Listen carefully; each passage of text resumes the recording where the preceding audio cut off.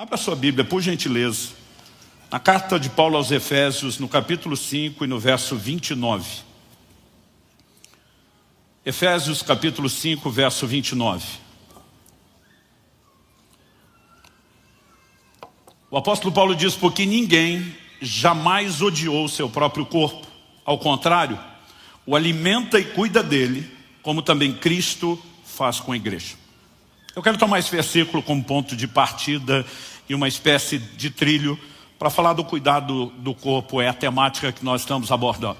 Paulo diz: ninguém jamais odiou o próprio corpo. Ele diz: o alimenta, outras versões dizem o nutre e cuida dele. Existe um cuidado. E ele vai falar que Cristo cuida do seu corpo, que é a igreja. Mas hoje, quando a gente fala da igreja como corpo místico de Cristo, é um aspecto. Enquanto Nosso Senhor esteve na terra, encarnado, ele cuidou do seu corpo. A Bíblia faz questão de mencionar Jesus dormindo, descansando, se alimentando, bebendo, sem contar, né, que nem de longe você consegue classificá-lo como sedentário. Quando você olha as distâncias que Nosso Senhor se locomovia, e há uma série de inferências. Para a Bíblia dizer que Jesus, com 40 dias de jejum, teve fome, isso significa que o nível de reserva de gordura corporal dele era bem menor. Né? Eu estou encerrando na virada de hoje para amanhã mais um desses jejuns de 40 dias e já é a minha 7ª experiência. Eu nunca tive fome. Né? Essa fome que a Bíblia diz, quando cessam, né, esgotam-se as reservas de gordura, eu nunca cheguei lá. Porque aqui, meu amigo, tem reserva. Né? Então isso significa que Nosso Senhor era assim um shape, talvez do pastor Marcelo, para menos. Fique em pé, Marcelo, você realmente está de parabéns. Né? Mas eu acho que não está nessa reunião o Níquel, né? Ele estava no primeiro culto. O Níquel é o nosso modelo. O último jejum que ele me acompanhou, ele começou com 69 quilos. Tem a minha altura. O Dr. Aldrin estava monitorando ele. Com 25 dias de jejum, ele já tinha 7% de gordura no corpo. Na última semana, diminuiu para menos de 3. A gente ficava todo dia. E aí, tá bem? Tá bem? Estou bem, graças a Deus. Eu imagino Jesus mais ou menos melhor do que você como Níquel. Vamos, né, usá-lo aqui. Então, quando você olha toda a perspectiva, Jesus cuidou do seu corpo físico e cuidava, né, com uma mentalidade que é o que eu quero abordar aqui. Eu tive um privilégio que muitos de vocês não tiveram. Nasci num lar cristão. Fui consagrado a Deus desde o momento em que nasci. Meu primeiro presente foi uma Bíblia. Fui instruído, orientado no caminho do Senhor. Tive uma experiência forte com o Senhor Jesus desde bem cedo. Né? Desde a minha adolescência, todas as minhas escolhas foram pautadas não apenas pelo entendimento da palavra, mas por uma experiência forte com o Espírito Santo. Ou seja, durante anos, eu sempre dizia publicamente que eu vivia uma vida sem arrependimentos, que eu não tinha nada, né, para dizer assim: eu carrego um arrependimento. E nos últimos anos eu passei a retificar essa afirmação. Hoje eu posso dizer que eu tenho um grande arrependimento, uma dor. Não ter entendido o que eu vou compartilhar com vocês antes. Eu gostaria de ter compreendido isso antes e tenho lutado para repartir esse encargo com o maior número possível de pessoas. Como foi dito, eu mostrei vestindo aquela calça. O meu recorde de peso foi 153 quilos. Hoje, né, estou quase 70 quilos abaixo desse peso. Mas a ideia não é apenas pensar e olhar para essa estrutura do peso. Eu lembro quando eu estava assim no auge, eu recebi a visita de uma amiga querida nossa, a pastora Rosellen, lá da Itália. Isso deve ter acontecido na virada de 2007 para 2008. Porque eu lembro que eu estive com eles em 2003, 2005, 2007, meio que a cada 2 anos. E ela veio nos visitar, ela chegou em casa acompanhada de uma discípula, de uma amiga que era médica. Eu lembro a expressão do rosto dessa médica quando elas entraram em casa e me viram naquele tamanho. Ela falou: pastor, me desculpe, eu sou médica, eu não consigo ficar quieto. Cada vez que eu encontro o senhor está maior. E eu estou preocupada com a sua saúde. Ela olhou para mim e falou: o senhor tem feito check-up? Eu falei: fiz 1 a 2 meses atrás. E ela olha para mim e diz: e aí, tudo bem? Eu falei: tudo. Quando eu falei tudo, ela fez uma cara de quem não estava acreditando. Quando ela fez a cara de que não estava acreditando, eu falei: Kelly, pega os exames. Ela falou: não precisa pegar. Eu falei: você está fazendo a cara de que não acreditou no que eu falei. Ela falou: desculpa, é difícil acreditar que o senhor com esse peso esteja tudo bem, mas considerando que o senhor ainda é novo, eu não quero olhar o exame. Mas ainda assim ela checou. Ela falou: açúcar no sangue, diabetes, tudo em ordem, pressão alta, triglicéridos, colesterol. Foi fazendo as perguntas. No final ela falou assim: quem é que fez esse check-up? Foi um cardiologista? Eu falei: foi. Ela diz: o que é que ele te falou? Eu falei, olha, ele estava meio desgostoso. Eu lembro que ele jogou o envelope com os exames na mesa, aquilo veio rodando, bateu no meu peito. Ele falou, digamos que o senhor tem mais sorte do que juízo. Não era para com um peso desse, está com tudo tão bem. E, na hora, eu ainda pensei, o assunto que eu vou começar abordando, a gente tem uma espiritualização exagerada, pensei, some de Deus. Aí quando eu falei isso, ela falou, olha, desculpa, eu vou discordar do seu médico. Ela falou, o senhor não está tendo sorte, o senhor só está ganhando tempo. Ela falou uma das frases que foi parte do início do processo. Ela diz, lembre disso, que o corpo é que nem cartão de crédito. Primeiro o senhor usa e gasta, depois vem a fatura. Ela falou, por enquanto o senhor só está gastando e a conta vai chegar. Ela falou, e o senhor está gastando é muito. Essa fatura vai chegar e vai chegar alta. Dentro de mim, eu estou amarrado em nome de Jesus. Um ano depois, minha pressão subiu. Um ano depois da pressão, diabetes. E aí, quando eu levei o choque do estado, eu entendi, não tem outra forma, tem que mudar. Então eu fui descendo, lá daquele auge dos 153. Eu lembro até hoje, quando bateu 126 quilos, normalizou a pressão e o açúcar no sangue. Quando normalizou, a partir daquele dia eu nunca mais subi além desse peso, mas de forma bem malandra eu estacionei o emagrecimento, tá bom aqui, não precisa mais. E fiquei dessa forma. Alguns dizem, pastor, eu não lembro do início, mas muita gente lembra da foto dos 126. Eu fiquei muitos anos nesse estado e foi mais ou menos nessa média de peso que eu conheci o Dr. Aldo, daqui a pouco eu falo sobre isso, que teve um papel muito importante, né, nesse processo todo, e quero registrar publicamente, Aldo, meu agradecimento e gratidão a você. Mas, durante esse período, Deus precisou trabalhar algumas questões, e a primeira desconstrução foi essa espiritualização exagerada. O Senhor Jesus, em Mateus, no capítulo 4, no verso 4, diz, nem só de pão viverá o homem, mas de toda a palavra que sai da boca de Deus. O que ele está dizendo é que eu e você não somos só corpo e carne, como seres espirituais também precisamos de alimento espiritual, como precisamos do natural. Mas isso não significa que se viver só do espiritual, eu e você podemos negligenciar o pão. Como nós vimos, dá para permanecer um tempo sem comer, mas existe um limite e o nosso corpo precisa dessa estrutura. Então você, ao mesmo tempo que não pode achar que é só carne e não atentar para a vida espiritual, não pode achar que é só espírito e negligenciar aquilo que é natural. Em João 3,6, quando fala do novo nascimento, Jesus diz, o que é nascido da carne é carne, o que é nascido do espírito é espírito. E você é tanto um quanto o outro. Então não é porque nasceu de novo espiritualmente que você não tem mais um corpo pelo qual precisa cuidar ou do qual você precisa zelar. Na verdade, em Mateus 4,7, quando Satanás tenta Jesus para pular do pináculo do templo, qual foi a resposta do Senhor? Não tentarás o Senhor teu Deus. Ah, mas não tem promessa de proteção? Tem. Por causa dela, você simplesmente vai zombar da sua responsabilidade de ser precavido. E muitos de nós, quando falamos do cuidado do corpo, nós estamos tentando a Deus.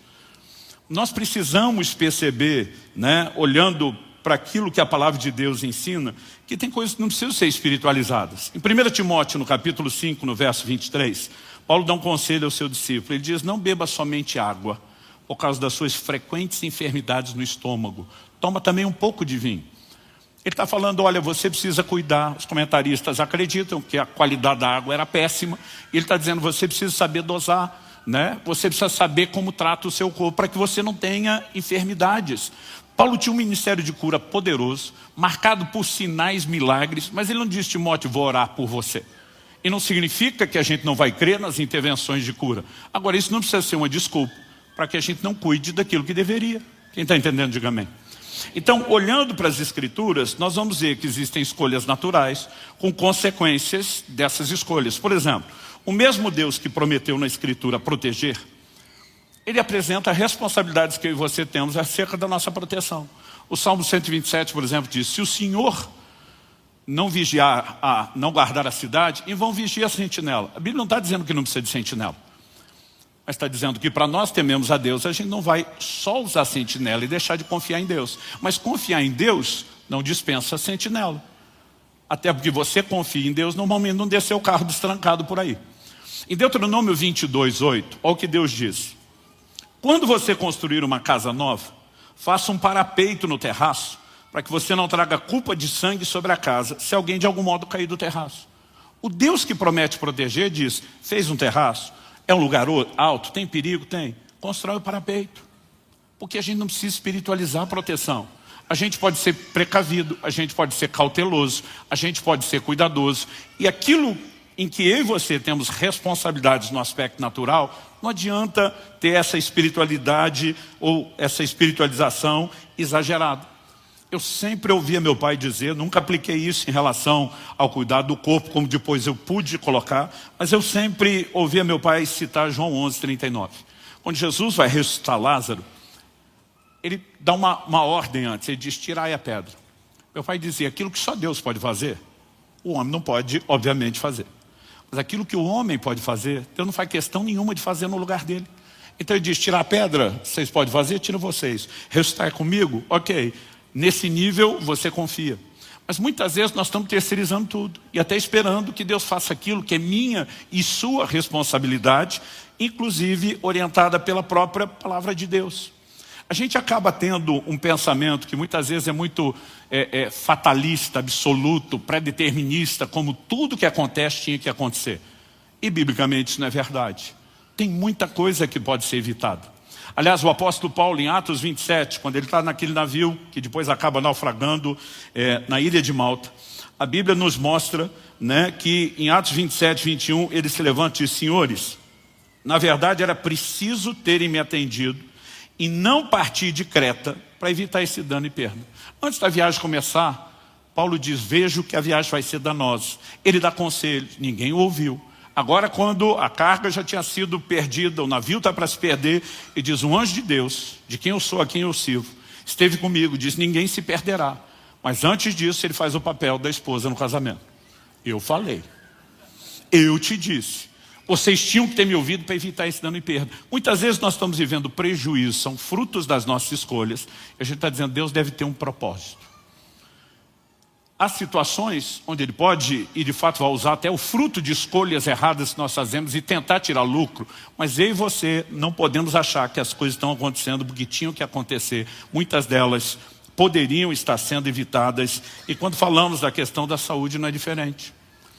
Eu me lembro, ainda bem novo, carregando um peso além da capacidade que eu tinha de suportar numa mudança. Eu peguei uma caixa cheia das louças, das cerâmicas, né? A gente era, acho que tinha 1 ano e pouco de casado, era a minha primeira mudança depois de casado, e aquele tipo de louça que você não usava, você guardava para as visitas, que pode ser que apareça e usa, mas assim, era o xodó da Kelly. E eu, na hora de pegar, eu tive todo o cuidado, né? Eu flexionei as pernas, eu mantive as costas eretas, mas quando eu peguei a caixa e comecei a carregar, eu vi que não ia suportar o peso. E eu mal dei alguns passos, eu falei, não dá. Só que se eu largasse aquilo, as louças arrebentavam. E querendo poupar o prejuízo da louça, eu simplesmente abaixei rápido para pôr no chão. Eu ouvi o estalo das costas, eu não consegui mais levantar do chão.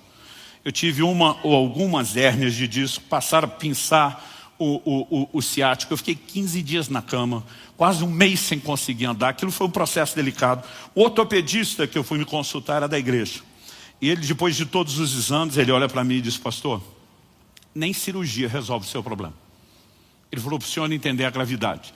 Ele disse, ou o senhor aparece com uma dessas histórias que conta no púlpito, ou a sua vida estará e a sua mobilidade limitada por resto da vida. Não há o que faça que garanta que você volte ao normal. Eu lembro que eu falei para ele, o senhor vai ouvir a história. E Deus de fato fez um milagre, não só um. Eu tive 3 intervenções diferentes de Deus na minha coluna. Na terceira, Deus falou algo que na época eu não entendi com a clareza, hoje faz todo sentido. Ele me disse assim, eu não vou suspender para sempre as leis da natureza em seu favor. Ou seja, mesmo intervindo, Deus está dizendo, você pode fazer a sua parte. Normalmente, todo aquele dano nas costas era falta de cuidado, seja na hora de carregar aquele peso, ou o tanto de peso que eu mesmo carreguei durante muito tempo. Então, nós precisamos de uma mentalidade correta e fugir dessa espiritualização exagerada. Quem está entendendo, diga amém. Segundo lugar, falei dessa ideia de um fatalismo, né, que a gente cria. E é comum você ver crentes e até não crentes, quando alguém morre, dizer assim, pois é, quando chega a hora, como se tivesse hora marcada para todo mundo morrer. Então não existe nada que possa ser feito para viver mais, e não há nada que possa ser feito para viver menos. Isso não é verdade. Olha o que diz Eclesiastes, capítulo 7, verso 17. Não seja demasiadamente perverso, nem seja tolo, porque você morreria antes da sua hora. Agora, se há uma hora certa, que não tem jeito de evitar, por que é que a própria Escritura perguntaria para alguém, por que é que você vai morrer antes da hora? E está dizendo que isso seria fruto das escolhas. Então nós não podemos achar que cada pessoa que morreu, morreu porque era a hora e não tinha nada a ser feito. Então significa que se alguém se suicidou, tinha que acontecer, não tinha outra forma, era daquela maneira. Nós começamos a entrar num terreno que não é só perigoso, mas é uma relativização que prejudica todo mundo. A Bíblia tem promessas, e a Bíblia mostra que se eu e você cumprimos esses princípios, nós podemos prolongar os nossos dias. Um exemplo de vários. Paulo escreve aos Efésios, cita um dos 10 mandamentos: honra teu pai e tua mãe, para que tudo te vá bem e seja de longa vida sobre a terra. Significa que quem honra pai e mãe vive mais. Mas se é uma hora marcada, que diferença faz honrar ou não honrar os pais? A Bíblia mostra outros princípios que, se quebrados, vão encurtar os nossos dias. E não estou falando de uma única menção, são várias, são repetidas, recorrentes. Isso significa que essa hora não está tão determinada como eu e você achamos. Outro dia alguém me disse, mas o Salmo 139:16 diz: todos os meus dias foram escritos no teu livro, quando nenhum deles ainda existia. Eu falei, não confunda a presciência. Um Deus conhece tudo que você vai viver de antemão com pré-determinismo. São coisas completamente diferentes. Deus conhece os seus dias, pode registrá-los antes que você os viva. Não significa que você não tem escolhas, e muito menos que não vai colher os frutos e o resultado das escolhas. Então, em segundo lugar, assim, primeiro eu abordei a ideia de espiritualização exagerada. Em segundo lugar, eu quero ser até breve aqui, porque eu quero gastar um pouquinho mais de tempo no terceiro tópico. Eu quero usar uma expressão que eu lembro do título de um filme. Não sei se o original no inglês era assim, mas na adolescência a tradução era "O céu pode esperar". Eu quero traduzir isso. Paulo diz, eu desejo partir, estar com Cristo. Ele diz para mim, morrer é lucro, é incomparavelmente melhor. Ele diz, mas por causa de vocês, Filipenses capítulo 1, eu vou ficar um pouco de tempo mais. O que Paulo está dizendo? Está lá, é maravilhoso, mas o céu pode esperar. Nós vamos ter a eternidade toda. Então, eu e você precisamos entender que há escolhas que podemos fazer. Paulo está dizendo, eu escolho ficar. E como nós escolhemos isso? Se há uma hora determinada, como é que Ezequias ora e ganha mais 15 anos de vida mudando aquela sentença? Como é que Elias escolhe antes da hora e Deus aceita e vai embora? Agora, há muitas formas de você aumentar ou diminuir os dias. Não é só com princípios espirituais, fé ou a falta de fé e a desistência. A forma como eu e você tratamos o corpo determina a duração dele. Então, quando nós falamos do cuidado do corpo, não falamos apenas de longevidade. A frase que eu gosto, que eu ouvi do Aldrin e passei a repetir é: nós não queremos apenas mais anos de vida, mas também queremos ter vida nos nossos anos. Então significa que você pode aumentar a duração, mas eu e você podemos garantir, ou o inverso, a qualidade de vida que vivemos, né? Agora, mas pastor, se a Bíblia está dizendo morrer antes da hora, tem uma hora certa? Genericamente tem. Em Jó, no capítulo 5, no verso 26, a Bíblia diz: em robusta velhice você descerá à sepultura, como se recolhe o feixe de trigo no tempo certo. Qual o tempo certo? Não é quando está verde, é quando está maduro. E a Bíblia chama essa estação de ser colhido robusta velhice. É uma velhice, mas com saúde. Jó 42:17 diz: e assim Jó morreu após uma longa velhice. Então esse é o plano genérico. O pastor pode ter exceções? Claro. A gente olha para muitos que foram mártires do Evangelho. Não morreram naturalmente. Mas mesmo Paulo e Pedro, que foram martirizados, a Bíblia fala deles já na idade velha. Paulo, antes de morrer, diz: eu, Paulo, o velho. Não sabemos que idade Estevão tinha quando faleceu. Mas, se alguém partir por outro motivo antes da hora, que não tenha sido negligente. Outro dia alguém falou para mim: mas por que eu vou cuidar da saúde? De repente eu me esforço para isso e daqui a pouco morri de acidente. Falei, pelo menos você garantiu saúde no tempo que viveu. Falei, agora o que te garante que o acidente vai acontecer? Então, pela possibilidade, você decide andar em deliberada negligência. Gente, qual a lógica disso? Um dia um pastor veio me chamar a atenção, na época eu estava com sobrepeso, de subirá. Nós precisamos de você servir no corpo de Cristo. Você tem que se cuidar, meu amigo. Você não pode partir cedo. Eu olhei para ele, citando Paulo, na espiritualização exagerada. Eu falei, para mim o morrer é lucro. Ele falou, se tu der a sorte de morrer. Porque quando não se cuida como você, a maioria não consegue morrer de cara não. Vai para uma cama, vive uma vida miserável, incomoda a família. E de repente aquilo começou a me assustar. Falei, eu nunca pensei nesse outro lado. Mas a verdade é que o céu pode esperar. Então, se eu e você entendemos o que é a hora certa e qual a nossa responsabilidade, as coisas vão mudar. Um pastor me confrontou mais ou menos em 2013. Ele me olha, estava na fase 2, não era o auge do peso, ali dos 126 quilos. Ele falou: Luciano, você já ouviu falar de um avivalista chamado Robert Murray M'Cheyne? Falei: já. Um escocês, chacoalhou a Escócia, foi um instrumento de Deus. Ele falou: você sabe qual é a frase mais famosa dele? Falei: a mais famosa não sei dizer, eu já coloquei nos meus livros algumas citações do M'Cheyne. Ele falou: bom, se você não sabe a mais célebre, então, se você não consegue classificar é porque você não conhece a frase. Eu falei: qual é? Ele falou assim: você sabia que esse homem de Deus chacoalhou a Escócia, morreu aos 29 anos? Eu falei: não. E sabe o que ele disse no Lei de Morte? Respondi: não. E diz, a frase foi essa, abre aspas, cito: Deus me deu um cavalo e uma mensagem. Eu matei o cavalo e já não posso levar a mensagem. Um ministério poderoso foi abortado por uma condição de saúde que poderia ter sido evitada. Aos poucos, essas pancadas que produziram hematomas menores na época foram fazendo sentido junto e teria o seu resultado, impactante na hora certa. Pastor, ok, não podemos viver de espiritualização exagerada, o céu pode esperar, já entendi esses dois aspectos. Quando falamos de cuidados, quais são os cuidados necessários? Então me deixa apresentar de uma forma muito resumida algumas coisas que eu tenho entendido. A primeira delas diz respeito à nossa responsabilidade. Em 1 Coríntios, no capítulo 6, se você puder, abra lá comigo. 1 Coríntios, capítulo 6, a partir do verso 13. O apóstolo Paulo diz assim, vou ler do 13 ao 20. Os alimentos são para o estômago existe para os alimentos. Mas Deus destruirá tanto o estômago quanto os alimentos.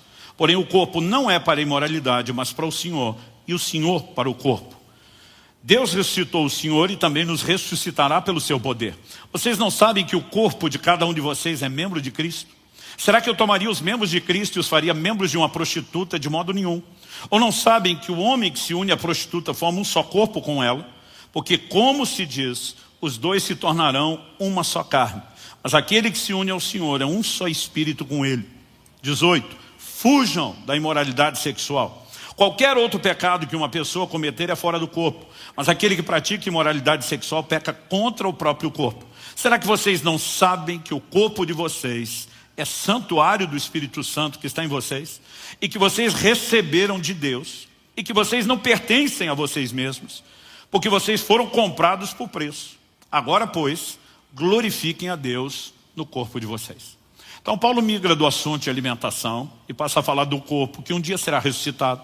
Ou seja, mesmo que você envelheça, que o pó volte ao pó, que o corpo se decomponha, na perspectiva divina ele é eterno, porque será ressuscitado, será parte do ser integral em toda a eternidade. E a Bíblia começa a enfatizar o quê? O corpo que hoje é templo do Espírito Santo, ele precisa de zelo e cuidado. Parte do cuidado envolve não pecar contra o corpo, e aí ele vai abordar a ideia da imoralidade. Mas basicamente a lógica apresentada nos versos 19 e 20 é: você não pode fazer o que quer com o corpo, porque o corpo não é seu. A ideia de redenção, que é a nossa mensagem de salvação, fala de um resgate que se dá por meio de uma compra. Por isso o apóstolo Pedro diz, não foi com prata ou ouro que vocês foram resgatados da forma de viver. Então, Apocalipse afirma, que Cristo nos comprou para Deus. A partir do momento que ele comprou, ele se torna o nosso dono. Esse é o entendimento do senhorio de Cristo que nós proclamamos. Agora, se ele é o dono do nosso ser integral, espírito, alma e corpo. É por isso que nós temos que zelar pela vida espiritual, precisamos zelar pelas nossas emoções e precisamos zelar pelo corpo. O corpo não é nosso. Então a pergunta é: que direito eu e você temos de produzir dano ao templo do Espírito? Em 1 Coríntios, no capítulo 3, no verso 16, Paulo fala que nós somos o santuário do Espírito Santo. Mas no 17 ele diz assim: se alguém o destruir, falando do santuário que é o corpo, Deus o destruirá. Durante muito tempo, eu e muitos pregadores usávamos esse texto apenas para falar contra o suicídio.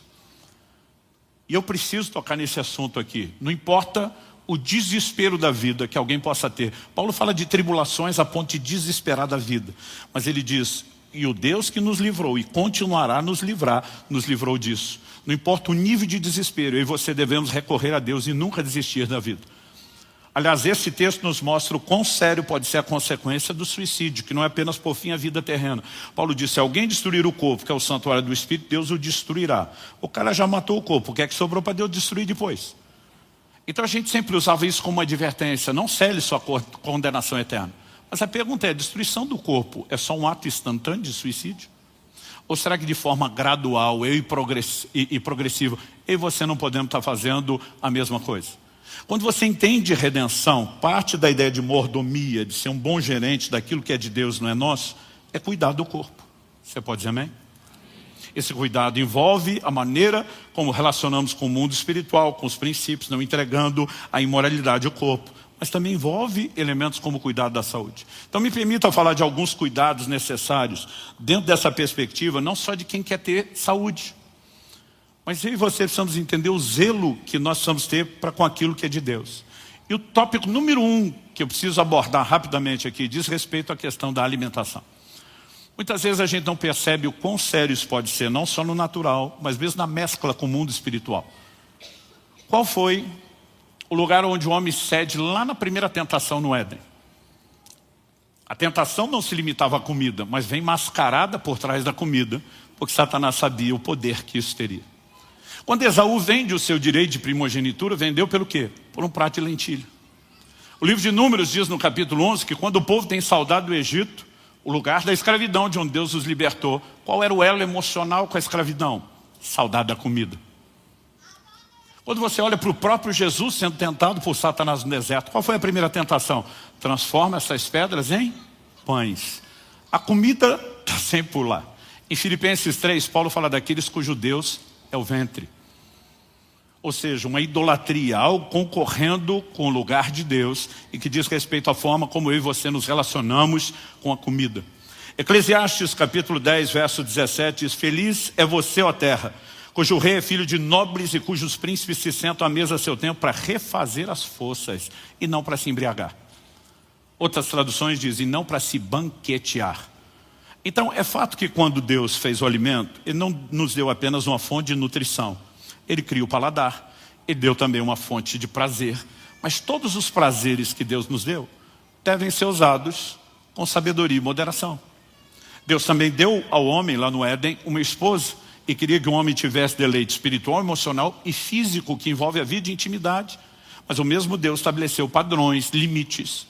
É por isso que você vai ler em Hebreus, no capítulo 3, no verso 4, digno de honra entre todos seja o matrimônio, bem como o leito sem mácula, porque Deus julgará os impuros e adúlteros. Então existe limite. Paulo diz, cada homem tem a sua própria esposa, cada mulher tem o seu próprio marido para fugir da imoralidade. Então o deleite sexual é a ideia de Deus, mas tem limites. Se for vivido fora dele, a coisa vira bagunça. A mesma Bíblia que ensina descanso, que não pode ser negligenciado, fala contra a preguiça. Eu e você precisamos entender que não dá para transitar de um extremo para o outro dizendo é tudo a mesma coisa, porque não é. Então, há momentos onde eu e você precisamos reconhecer qual é a hora de um banquete, um deleite, mas nem toda refeição tem que ser festa e deleite. O Senhor Jesus, quando envia os discípulos, diz, comei de tudo o que puserem diante de vocês. Gente, durante anos, para mim o texto de Jesus era comei tudo. É sério, eu nunca parei para pensar, comer de tudo é a variedade de alimentos. Muitas vezes eles chegariam em lugares para pregar o evangelho, onde as pessoas ofereceriam algo. E culturalmente, hoje isso é um problema menor do que na antiguidade, ou menor aqui no Brasil do que em outros países. Se você recusa o alimento, você fechou a porta ao evangelho, né? Então Jesus disse, comer de tudo. Durante anos eu acreditava que era comer tudo. Aliás, quando repetia, porque eu não só comia de tudo, mas de tudo dobrado, quando eu repetia, eu ainda tentava dar a base bíblica. Eu dizia, o anjo acordou Elias para comer, ele dormiu, então tirar uma cesta depois da comida é bíblico. E eu dizia, o anjo acordou e ele disse, come de novo. Um dia eu falei isso, o homem de Deus estava do meu lado e falou, mas ele andou 40 dias depois, quanto é que você vai andar depois dessa segunda refeição? Eu emudeci, fiquei quietinho, e a vontade era dizer, desculpa ter nascido, ter falado, comentado, mas muitas vezes a gente perde a perspectiva. Gente, eu continuo tendo um profundo apreço pela comida. A diferença é que a gente tem que pensar, nem toda refeição é banquete. Nem todo dia você precisa comer tanto ou comer de tudo. E nós podemos mudar algo. Primeira carta de Paulo aos Coríntios, capítulo 10, verso 31 diz, portanto, se vocês comem, ou bebem, ou fazem qualquer outra coisa, façam tudo para a glória de Deus. Durante muitos anos eu não comi para a glória de Deus, eu não bebi para a glória de Deus. E hoje eu não apenas me arrependo, mudei minha vida, mas tenho a missão de mudar a sua também. Alimentação é algo sério, eu não vou entrar no elemento científico. Mas, gente, o intestino tem sido chamado pelos médicos, pela ciência, de o segundo cérebro. Todo o seu sistema de imunidade, ele é determinado pelo seu intestino, praticamente. Vou dizer todo, mas de forma bem abrangente. O equilíbrio hormonal. A maior parte das doenças hoje provém de uma alimentação errada. Abre comigo em segundo livro de Reis, capítulo 4. Eu já estava no finalzinho do meu livro e foi uma direção de Deus no ano passado escrever sobre o assunto. O Senhor me disse, chegou a hora. Eu vinha trabalhando isso há muito tempo. Eu escrevi um capítulo sobre alimentação, escrevi um outro sobre restrições alimentares, para entender a doutrina bíblica e a sabedoria. Coloquei um capítulo sobre jejum, na perspectiva de benefício físico para o corpo. Mas mesmo depois de ter falado tanto, eu me lembro que coincidiu, entre aspas, a leitura bíblica minha do dia. Eu estava em 2 Reis, capítulo 4. Eu vou ler do 38 ao 41. A Bíblia diz, Eliseu voltou para Gilgal, e havia fome naquela terra. Quando os discípulos dos profetas estavam sentados diante dele, Eliseu disse ao seu servo, põe a panela grande no fogo e faça um cozido para os discípulos dos profetas. Então um deles saiu para o campo a fim de apanhar ervas e achou uma trepadeira silvestre. A maior parte das traduções mais antigas especifica colossíntidas. E colhendo os frutos, encheu sua capa com eles. Voltou para casa, cortou os frutos em pedaços e os pôs na panela, mesmo sem saber o que era. Eu quero destacar isso. Mesmo sem saber o que era. O que eram? Verso 40. Depois deram de comer aos homens. Enquanto comiam do cozido, gritaram, morte na panela, ó homem de Deus. E não puderam comer. Mas Eliseu disse, tragam farinha. Ele a colocou na panela e disse, sirva as pessoas para que comam. E já não havia mal nenhum na panela. O Espírito Santo chamou minha atenção lendo esse texto. Disse, preste atenção nisso. O que é que aconteceu aqui? Eu falei para ele, pausa. Fui atrás de todos os comentários bíblicos, materiais de estudo, para entender o que eram as colossíntidas. Nunca parei para pensar nisso. As colossíntidas, elas tinham uma propriedade laxante. Usada em pequenas quantidades, podiam ser medicamento para o intestino. Mas numa quantidade maior, elas poderiam produzir muito mais do que o desandado do intestino. Alguém poderia sangrar até a morte. E quando eles gritam morte na panela, não era algo simbólico, era literal, tanto que ninguém podia mais comer. Eu não sei como é que descobriram, porque o texto não dá detalhe. Se alguns já começaram a passar mal, nós estamos no meio de profetas, era o time da revelação. Não sei se alguém levanta para ter uma revelação, porque dos profetas você pode esperar tudo. Aliás, a gente brinca, quando um profeta encontra o outro, o jeito de cumprimentar é diferente. Ele olha para o outro e diz, você está bem, e eu como estou? Né? Já é tudo no nível da revelação. Não sabemos se foi isso, mas alguém diz morte na panela, e eles sabem que não pode comer. Então, houve a necessidade de uma intervenção de Deus, porque não tinha opção de alimento, gente. Havia fome na terra. Agora a Bíblia diz que Eliseu chegou em Gilgal, o seu moço que o servia com ele. Eu não sei, provavelmente não era de lá, não conhecia, não sabemos porquê. Mas a Bíblia diz que ele coloca aquilo sem saber o que é. E nesse dia o Espírito Santo fala comigo e diz, por que é que a morte foi parar na panela? Apesar de com Deus a gente usar um linguajar respeitoso, minha vontade é dizer, por causa da ignorância daquele camarada que não sabia o que estava botando na panela. E o Senhor falou comigo, quanta ignorância de vocês hoje não está colocando morte na panela e no prato de vocês. A maioria de nós não tem noção do que a gente come, do efeito que isso produz, e a gente tinha que ter um mínimo de entendimento. A quantidade de alimentos processados, industrializados que você comemos, a quantidade de produto químico que a gente bota para dentro, conservante, saborizante, aromatizante, né? A lista vai longe. A maioria de nós não tem noção do que tem feito. Mas a pergunta é, se temos a responsabilidade de cuidar do corpo, será que eu e você não deveríamos, como parte dessa responsabilidade, se atualizar um pouquinho mais? Evidente que sim.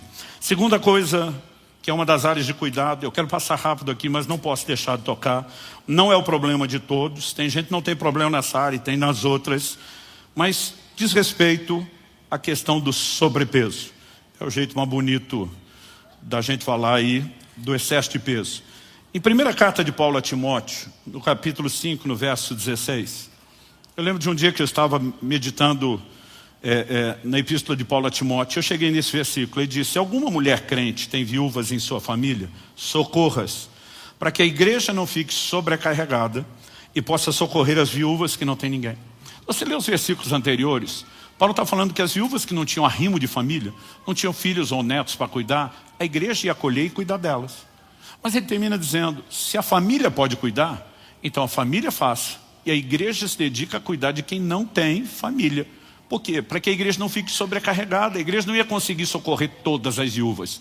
Então tinha que canalizar energia para aquelas que não tinham os familiares. Eu lembro quando eu li esse texto, para que a igreja não fique sobrecarregada, o Espírito Santo falou comigo, nenhuma sobrecarga é sábia. O jeito que ele falou, eu sabia que ele ia falar algo diferente. Eu já parei, fiquei pronto para anotar, esperando que fosse alguma coisa sobre a vida da igreja. E depois de dizer, nenhuma sobrecarga é sábia, ele me disse, nem o seu excesso de peso. Esse foi um dos primeiros confrontos de Deus, já na fase 2, não era nem na fase 1. E de repente eu começo a pensar, se você edifica um prédio e não faz fundamentos que comportem o prédio, o que é que vai acontecer? Se não desmoronar, vai dar uma entortadinha como a Torre de Pisa. Se você decide usar um automóvel, seja de um carro, uma caminhonete, um caminhão, e carregar mais peso do que a suspensão suporta, qual é o final dessa história? Mesmo a embarcação, se colocar mais peso do que pode, ela vai afundar ou naufragar. Agora, se para nós isso tudo é tão claro, como é que a gente vai deduzir que pode passar uma vida, anos com excesso de peso, achando que isso não produz dano ou resultado no corpo? E não estou nem falando só de sobrecarga nas juntas.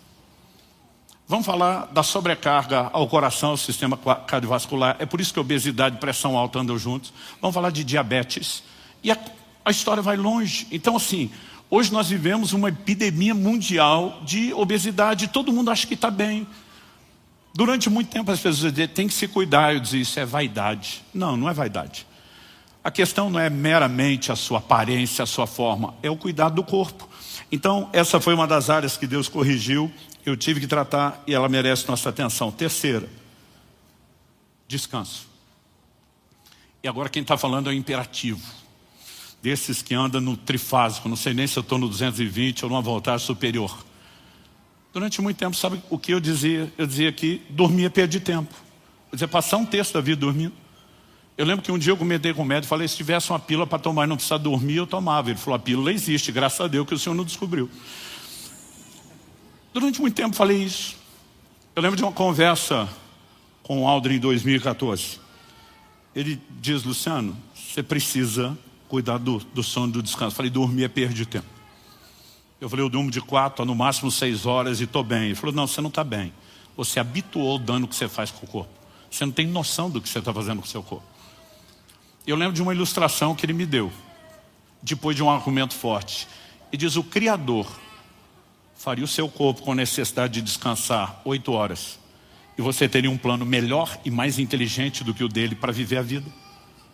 De repente, essa é a hora que você tem que parar e dizer, quem tem razão é ele e não a gente. Gente, a Bíblia fala de descanso. Em João no capítulo 11, quando Jesus diz, Lázaro dorme e eu vou despertá-lo do sono, a Bíblia diz, seus discípulos pensaram que ele se referia ao repouso do sono. A Bíblia só podia dizer, seus discípulos pensaram que ele estava mesmo dormindo e que não era o caso de morte. Mas a Bíblia faz questão de dizer que envolve o repouso do sono. O sono é repouso, é descanso para o corpo. Mas além do descanso diário do sono, Deus instituiu um dia semanal de descanso. Além do dia semanal de descanso, a cada 6 anos de trabalho na terra, o 7º era um dia de descanso. Você sabe por que o povo ficou 70 anos na Babilônia? Deus diz, a terra está cobrando os sábados. Tudo aquilo que eu e você fazemos, desrespeitando os princípios que Deus estabeleceu, a conta chega depois. A fatura do cartão de crédito que você está lá passando, ela vai chegar. É uma questão de tempo. E ele olha para mim e diz, você já conheceu alguns daqueles parques de Orlando? Eu falei, já. Ele falou, não é tudo lindo e maravilhoso? Eu falei, é. Ele falou, alguma vez você viu alguém dando manutenção, limpando? Pensei. Falei, nunca. Eu mesmo fiquei surpreso. Falei, como é que com aqueles milhares de pessoas, aquela estrutura toda, não existe limpeza ou manutenção? Eu falei, eles não limpam esse negócio, tem que limpar. Ele falou, limpa e dá manutenção. Mas eles fazem isso de noite, quando o parque fecha. Na hora eu entendi a alegoria antes dele terminar. Quando eu e você vamos dormir, o parque fechou. É a hora que o corpo se limpa, é a hora de manutenção. Gente, eu recentemente li um livro de um dos maiores especialistas do sono do mundo. É impressionante o impacto que o sono tem em todo o seu sistema cognitivo e de aprendizado. Nós não podemos simplesmente achar que somos mais sábios que o Criador e decidir viver do nosso próprio jeito. Marcos capítulo 6, de 30 a 32. Os apóstolos voltaram à presença de Jesus e lhe relataram tudo o que tinham feito e ensinado. Ministério bombando, sinais, milagres, gente sendo tocada. Ele lhes disse: venham repousar um pouco à parte num lugar deserto. Isso porque eles não tinham tempo nem para comer, visto serem muitos os que iam e vinham. Então foram de barco para um lugar deserto à parte. O ministério não é importante, alcançar as pessoas, o importante é, Jesus disse, vão dar uma pausa, vocês têm que descansar. Porque senão, como diziam os antigos, a rosca espana. E não adianta garantir só os resultados imediatos, e não pensar em resultados a longo prazo. Então, se o próprio Jesus diz, eu mandei vocês trabalhar, mas vocês não podem, nem para obedecer minha ordem de trabalhar, desrespeitar o descanso, por que é que eu e você podemos achar que podemos ser negligentes com o descanso no dia a dia? Eles estão num silêncio hoje impressionante. Quarto e último lugar. Eu estou tentando trabalhar mais ou menos a ordem do que Deus foi falando comigo, não é uma ordem de importância. Exercício físico. Primeira carta de Paulo a Timóteo, capítulo 4, versos 7 e 8. Exercite-se pessoalmente na piedade, pois o exercício físico tem algum valor, mas a piedade tem valor para tudo, porque tem a promessa da vida que agora é e da que há de vir. Bom, eu li na Nova Almeida atualizada, mas as versões mais antigas do próprio Almeida, como por exemplo a revista e atualizada, em vez de dizer que o exercício tem algum valor, Almeida diz assim: para pouco é proveitoso. Outras traduções vão variar, mas a ideia é dizer algo parecido, né? Tem pouco proveito, e assim vai. Durante muito tempo, assim como o versículo que diz lá, comer de tudo, eu achava que era comer tudo e não de tudo, eu sempre li esse versículo dizendo, como se ele estivesse dizendo, que o exercício físico não tem valor. A Bíblia não está dizendo que não tem valor. Ele diz que ele é de pouco proveito. Pouco proveito se você pensar no quê? Na comparação, no contraste que ele está fazendo com a piedade. Ele está dizendo, eu quero que vocês exercitem na piedade. Porque a piedade tem mais proveito que o exercício físico. Ele diz porque ela tem a promessa da vida agora e da que há de vir. Então a piedade impacta a sua vida terrena e a eterna. O exercício só impacta a sua terrena. Não vai impactar a sua vida eterna. Eu lembro que outro dia alguém perguntou para o Aldrin, mas se eu comer errado e morrer mais cedo, eu vou deixar de ir para o céu? Ele falou, não, talvez vá para lá mais rápido. A pergunta é, por que antecipar o céu que pode esperar, se nós podemos ser mais frutíferos e viver o plano e o propósito de Deus de forma completa aqui? Então é lógico que o exercício físico não vai impactar seu galardão, sua eternidade, embora no próprio cuidado com o corpo e na sua vida espiritual, eu não vou dizer para você que não tem peso. Agora vamos pensar o seguinte, Paulo fala de exercício físico, a gente pensa com a mentalidade de hoje, que é o quê? Caminhar ou correr no parque, ir para a academia. Mas você precisa pensar que hoje a gente precisa de academia e das outras coisas, porque nossa vida, pelos confortos da modernidade, ela se tornou sedentária. As pessoas daquela época, quem Paulo escreve, ninguém era sedentário. Era impossível ser sedentário naquela época. Eles não tinham automóvel, não tinham bicicleta, né? Animais para transporte eram usados em momentos pontuais e longas jornadas para quem tinha. Então, você precisa entender que todo mundo tinha um movimento. Eu tenho um controle no meu relógio da quantidade de passos para saber se eu me movimentei o mínimo possível. Então, às vezes eu estou esperando no aeroporto, eu fico indo e vindo e olhando. Se não der para exercitar hoje, que pelo menos eu ande o mínimo. Ninguém tinha problema com isso na época. Todo mundo andava mais do que o mínimo, por causa das distâncias. O trabalho todo era físico, gente. Eles não tinham trabalho de escritório, como eu e você hoje passamos o dia sentado no ar-condicionado, né, fisicamente falando, não fazendo muita coisa. Então todo mundo trabalhava a terra para tirar o seu sustento, tinha que plantar e colher, tinha que cuidar dos animais, o trabalho era físico. Não existia essa ideia do negócio da construção civil que nós temos hoje. Todo mundo tinha que construir sua própria casa com as mãos, tinha que fazer os seus móveis com as mãos, ou seja, não existia sedentarismo. E para esse povo que já tinha um mínimo de movimento, quando Paulo diz assim, o exercício físico para pouco é proveitoso, a palavra que ele usa no grego, ginásia, de onde vem ginásio e academia que nós temos hoje. Do que Paulo estava falando, da cultura greco-romana, de exercitar-se fora, além da movimentação do dia a dia. Era uma cultura que fomentou o que hoje eu e você vamos chamar de vaidade, que é o culto ao corpo, mas era um nível de exercício além do comum. E Paulo está dizendo, mesmo esse além do comum, para quem não é sedentário, tem proveito. Então como é que hoje eu e você vamos decidir que não tem proveito? E essa foi uma área que Deus precisou trabalhar muito forte na minha vida. Eu tinha uma limitação, vocês lembram, 3 anos atrás de eu passar aqui 2 meses pregando sentado por conta de uma operação que eu fiz no joelho para poder voltar a me exercitar. E eu tive que decidir organizar minha vida. Eu vejo um monte de gente dizer, não tenho tempo. Eu digo, não, você não tem prioridade. O que você tem tempo dá um jeito. Hoje, entre os 4 cultos, agora à tarde, eu me organizei ao longo do tempo. Eu tenho academia dentro de casa. E eu vou treinar, no mínimo 1 hora, talvez 2 horas. Quando você entende importância, você se organiza. Quais são os resultados? Você passa a ter uma vida saudável. Os neurologistas estão dizendo isso com a clareza de documentação, material científico, pesquisas como nunca antes. Que a melhor prevenção para demência na velhice não é só, vou aprender outra língua, vou escutar música, vou fazer os jogos mentais. Eu tento fazer essas coisas todas. Mas o que mais garante a neuroneogênese, formação de novos neurônios, cardio, exercício cardiovascular, a irrigação sanguínea no cérebro. Nós precisamos entender a importância disso. Os médicos, os cientistas estão anunciando que nós vamos viver a maior epidemia de demência jamais vista, por alimentação errada e por falta de exercício. Então, assim, a pergunta é, eu e você não podemos ter uma mentalidade de investimento na nossa velhice? Por que não?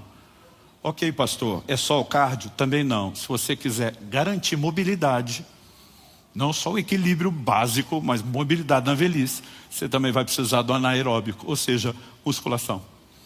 Então, nós precisamos entender a forma e a maneira, né? E procurar corresponder com cuidado do corpo que se estenda a todas as áreas. Para terminarmos, ninguém consegue mudar tudo da noite para o dia. Até porque a mudança é um processo. Você não muda comportamento sem mudar primeiro seus valores. Você pode repetir isso comigo? Diga, não se muda comportamento sem mudar primeiro os valores. E, gente, os valores não mudam todos da noite para o dia. Então, assim, eu lembro que eu ouvi alguns médicos falar, tem que cuidar pH da água, eu não sei o que. Eu disse, meu Deus, não dá para mudar isso tudo de uma vez. Mas você pode começar de forma gradual.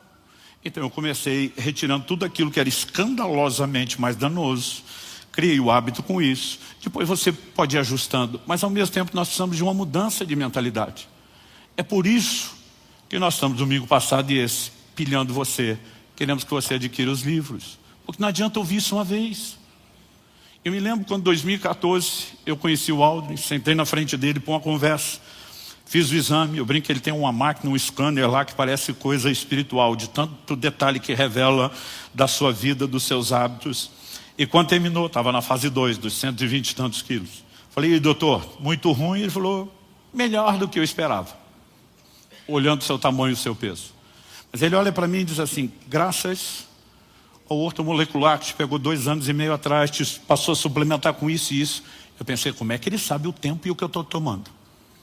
Eu falei, não pode que o senhor viu isso tudo nessa máquina. Ele falou, a máquina acusou uma resposta de melhora e percebendo o seu peso e o resto dá para imaginar que você não cuida tanto de si, então a gente elimina e entende que essa curva foi uma mudança alimentar. É onde eu tinha começado.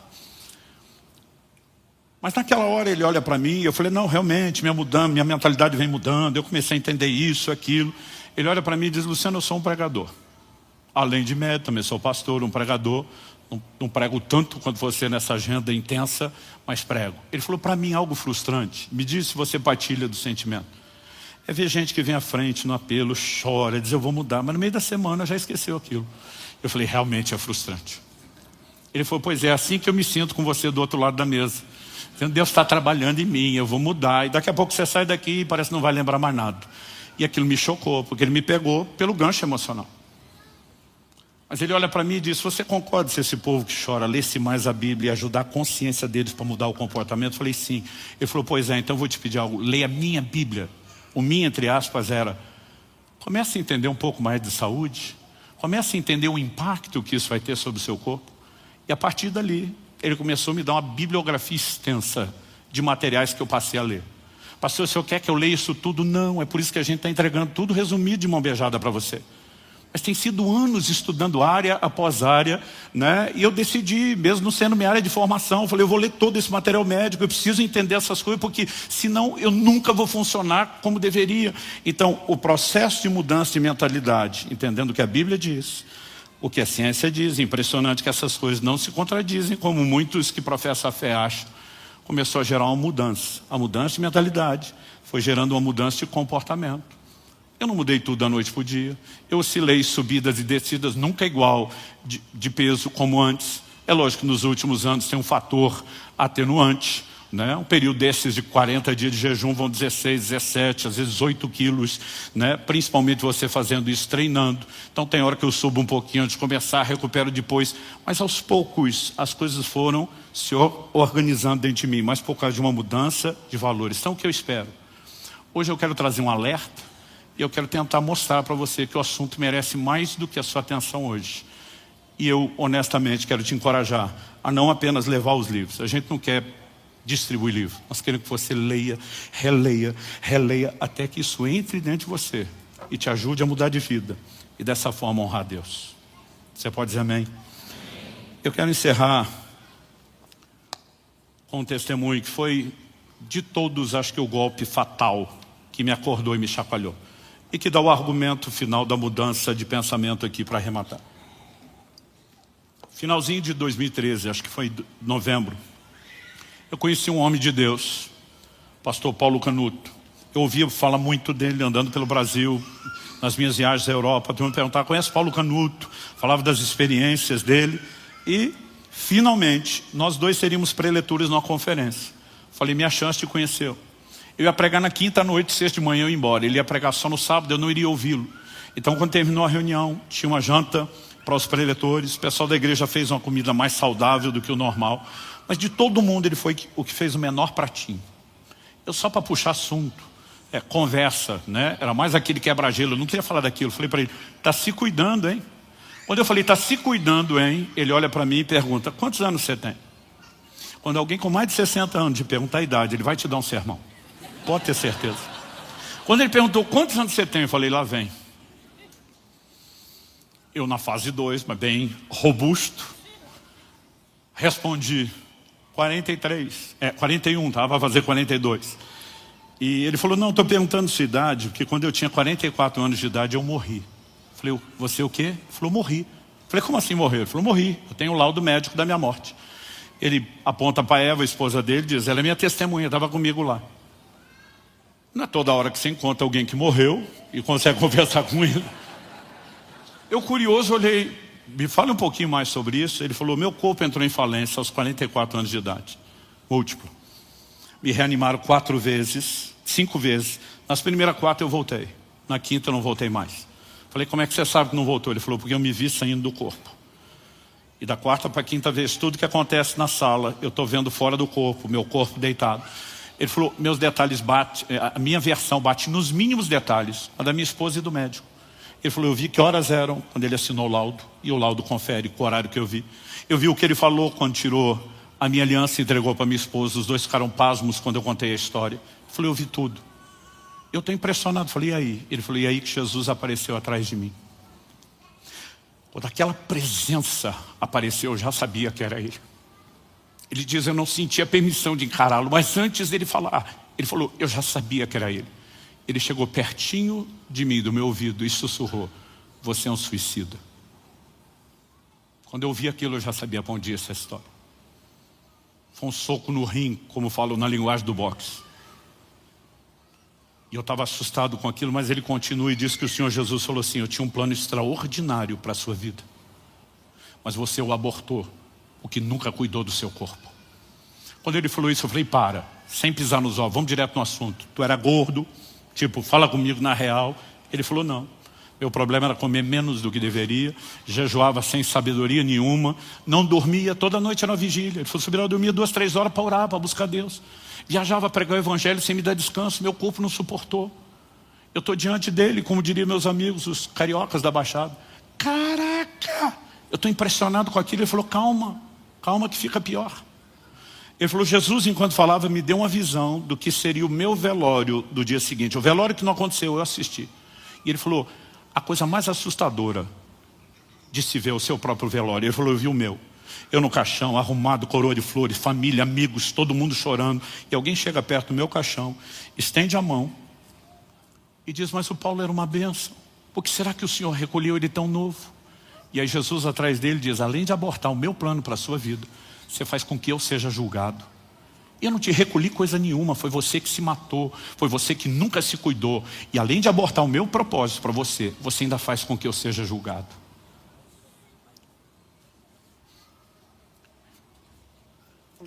Eu levantei daquela mesa. Eu falei para Deus, nunca mais o Senhor vai chamar minha atenção de novo nessa área. É a última. Aí fez sentido tudo que eu ouvi ao longo dos anos, os textos que eu não queria enxergar. E eu falei para Deus, nunca mais. Só que eu não consigo mudar de hoje para amanhã. Eu quero te pedir 1 ano para eu trabalhar mudança de mentalidade. E naquele primeiro semestre, até encontrar o Aldrin, eu estava trabalhando só questão bíblica. Depois ele me ajudou e me deu uma extensa bibliografia para ler. E à medida que esses valores mudavam, eu pude pôr em prática aquela determinação. E eu quero fazer um apelo ao seu coração. Não seja negligente. Cuide do seu corpo. Porque isso não é uma questão só natural. É uma responsabilidade que eu e você temos diante de Deus. Você recebe essa palavra em nome de Jesus? Feche seus olhos por um instante. Espírito Santo, nós clamamos por mais do que um conselho, mais do que informação, mais do que material para ser digerido numa reflexão posterior. Nós oramos por um despertamento, nós oramos por uma iluminação do alto, nós oramos que o Senhor de fato possa nos provocar a esse lugar de resposta que te honre, te exalte e te glorifique. Que não apenas garanta mais anos de vida, mas mais vida aos nossos anos. Que nos permita não desperdiçar a oportunidade de te servir, de cumprir o nosso propósito. Eu sei, ó Deus, que cada um tem a sua individualidade. Eu sei que cada um precisa, ó Deus, de ajustes específicos. E eu oro que o Senhor, de forma personalizada, aplique a sua palavra no coração de cada um. E nos ajude nesse processo de mudanças, para que possamos de fato te honrar em todas as áreas, na integralidade da vida cristã, espírito, alma e corpo.